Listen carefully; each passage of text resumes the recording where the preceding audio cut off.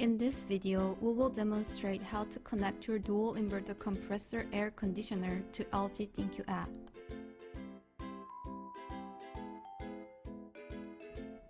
First, turn on the air conditioner. Second, open LG ThinQ app on your smartphone. Third, press the plus sign to add your appliance and press OK. Fourth, select the wall-mounted type.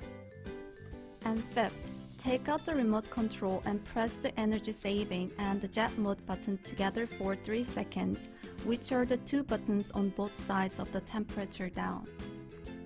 When this is done, the Wi-Fi sign will start blinking with a beep sound. Now your air conditioner and LG ThinQ app are connected.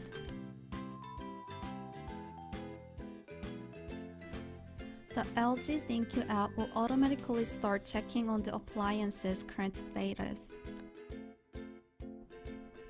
Using the LG ThinQ app, the user can change operating mode, temperature, fan speed, airflow mode, and many other functions that are included in this app.